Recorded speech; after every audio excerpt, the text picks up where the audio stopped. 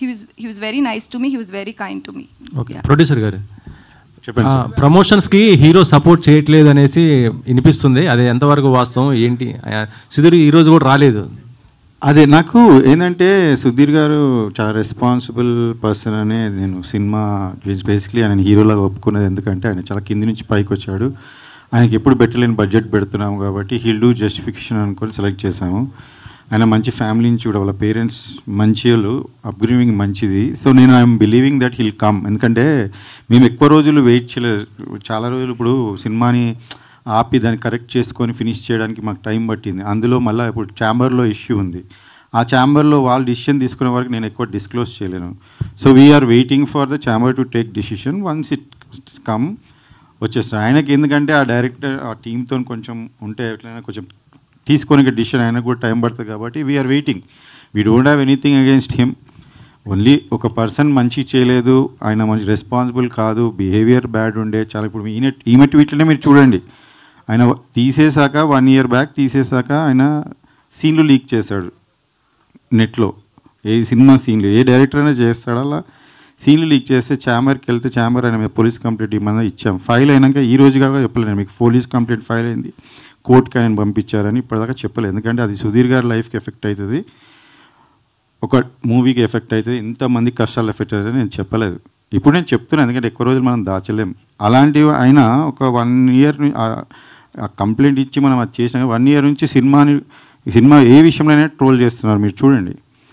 ఇప్పుడు ఈమె విషయంలో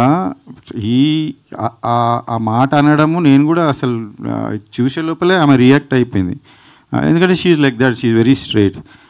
అదే ఆమె కూడా అదే అంటది. ఇప్పుడు ప్రాబ్లం అంటే మీరు ఛాంబర్కి వెళ్ళండి, మీరు డైరెక్టర్ అయితే వాళ్ళ అసోసియేషన్లో కంప్లైంట్ చేయండి, అట్లెట్లైనా మీరు ప్రూవ్ చేసుకుందామంటే ఆయన ఎందులో మెంబర్ కాదు. ఆయన ఇంతకుముందు కూడా 2 సార్లు సినిమాల నుంచి బయటికి పంపించేశారని మీకు ఇంకా దిల్రాజు గారు కూడా ఆయన ఆపి వేరే వాళ్ళతో ఫైనిష్ చేయించుకున్నాడు ఆ ఫస్ట్ మూవీ. సో ఇవన్నీ కూడా అందరికీ తెలుసు ఇండస్ట్రీలో. నేను కొత్తగా చెప్పాల్సిన, అందుకని ఆయన గురించి మాట్లాడి వేస్ట్, కొత్తగా చెప్పాల్సిన వేస్ట్. సో నేను రైట్ టైంకి నాకు చాలా సినిమా ఎఫెక్ట్ అవుతుంది, అందులో డబ్బులు పెడతానే ఉన్నాం, సినిమా ముందుకు జరగట్లేదు, డిలే అవుతుంది, చాలా విషయాలు ఉన్నాయి నేను చెప్పాలంటే. అందుకనే ఆపి సుధీర్ గారికి చెప్పి 2 సార్లు చెప్పాను ఆయనకి. ఆయన రిక్వెస్ట్ చేసినప్పుడు మళ్ళీ పెట్టుకున్నాను, మళ్ళీ బడ్జెట్ కూడా ఆయన రిక్వెస్ట్ చేసినందుకు ₹1 కోటి ఎక్కువ కూడా పెంచాను లాస్ట్కి. ఇలాంటివి నేను అన్నీ చేశాను. I'm 100% honest and fair and I believe in God. Everything happens for good. So ఇప్పుడు కూడా ఇది సినిమా చేసుకొని ఇంతవరకు వచ్చామంటే కూడా ఒక స్టేజ్ నుంచి వీఆర్ రియలీ గ్రేట్ఫుల్. అండ్ ఇది ఒకటే చిన్న లాస్ట్ హడిల్ ఇస్ సుధీర్ గారికి తొందరలో వాళ్ళ గురించి తెలుస్తుంది. ఆ తర్వాత ఆయన వస్తాడు, ఛాంబర్ కూడా ఉంది కాబట్టి వాళ్ళ దగ్గర వాళ్ళ ముంగట డిసిషన్ ఉంది కాబట్టి ఐఎమ్ హోపింగ్. ఇప్పుడు నేను ఆయనని మీ మీడియా వాళ్ళ ద్వారా కూడా నేను ఆయన ఇప్పుడు కోరుకుంటున్నాను, ఇది మీ మూవీ, మీరు యాక్ట్ చేశారు, నాకు మీ మీద ఏమీ లేదు, మీరు కూడా ఛాంబర్లో చెప్పారు శేఖర్ గారితో ఏం లేదని, ప్లీజ్ రండి. ఎందుకంటే ఈ మూవీని రీచ్ చేయడం, ఉన్న మంచి మెసేజ్, మంచి మూవీని ముందు తీసుకోవడంలో మీ పాత్ర కూడా ఉంటే మీకు సంతోషంగా ఉంటుంది. This is the best, I'm telling you, ఆయన క్యారియర్లోనే ఇది బెస్ట్ మూవీ సోఫా. సో ఆయన కూడా పార్ట్ ఆఫ్ దిస్ ఉంటే మాకు సంతోషమే.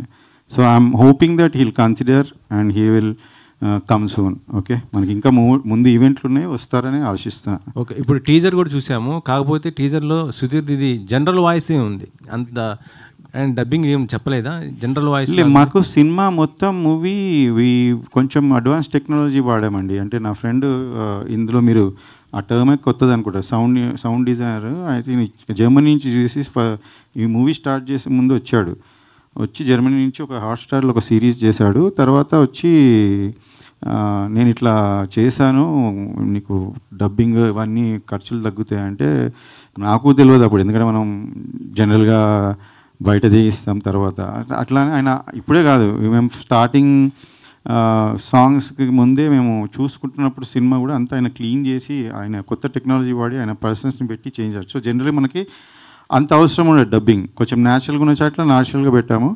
అయితే చాలామంది స్టార్స్ డబ్బింగ్ అట్లనే అయిపోయింది అండ్ మోస్ట్లీ ఆన్ సెట్స్ అయిపోయింది, ఎందుకంటే ఆయన కొత్త ఎక్విప్మెంట్ తెచ్చి వాడింది కాబట్టి మాకు అది హెల్ప్ అయింది. సింక్ సౌండ్లో ఏమైనా చేశారా? I clearly don't know that technology. ఆయన కొత్తగా జర్మనీ నుంచి వచ్చే వాడాడు, ఒక 3 పెట్టుకొని.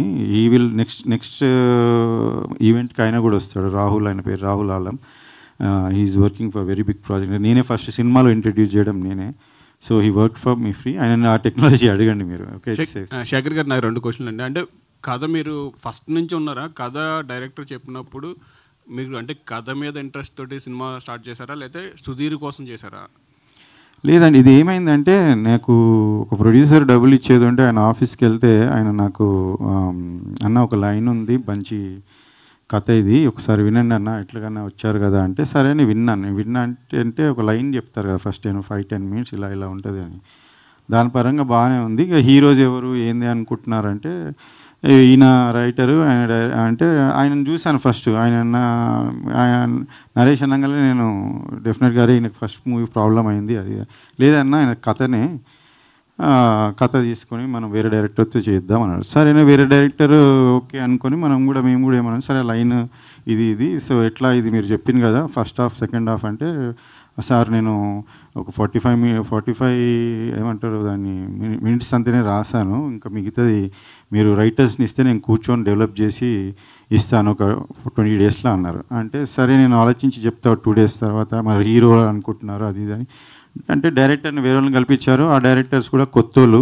నేను ఇంతకుముందు కొత్తోళ్ళతో వర్క్ చేసి నాకు ఒక ఇబ్బంది అయితే నేను వద్దులే అని నేను ఆలోచిస్తున్న టైంలో హీరో అంటే ఇంక ముగ్గురు ఆప్షన్స్ ఉండే. 2 పెద్దోళ్ళు ఉండే. ఈయన సుధీర్ గారు వాళ్ళిద్దరికన్నా చిన్నగా ఉండే. అయితే నాకు జనరల్ ఇసి దట్స్ వాట్ ఐఎమ్ నేను చాలా మిడిల్ క్లాస్ ఫ్యామిలీ నుంచి వచ్చినానండి. కష్టపడేటోళ్ళంటే నాకు ఇష్టం. వాళ్ళని కన్సిడర్ చేద్దామని ట్రై చేసి, లేకపోతే నాకు చాలామంది పెద్ద హీరోల ఫ్యామిలీస్ వాళ్ళ పిల్లలు చాలామంది తెలుసు నాకు, నేను అప్రోచ్ అవ్వచ్చు. కానీ ఇలాంటి రోలు నాకు అనిపించింది ఏంటంటే సుధీర్ క్యాన్ డూ ఇట్. ఎందుకంటే ఆయన హంగర్ ఆ చిన్న వచ్చిండు కాబట్టి ఆ హంగర్ ఉంటుంది. అంటే ఆ రోల్ని చూసినప్పుడు మనకి ఈ హీరో చేయగలుగుతాడు హీరో అని నాకు జడ్జిమెంట్ ఉంది. ఎందుకంటే నేను చాలామంది సినిమాలు చూసి చెప్తుండే, ప్రివ్యూలోకి పోయి చెప్తుండే సినిమా ఆడుతున్నాను నేను ఆల్మోస్ట్ 90% కరెక్ట్ ఉండే దాంట్లో.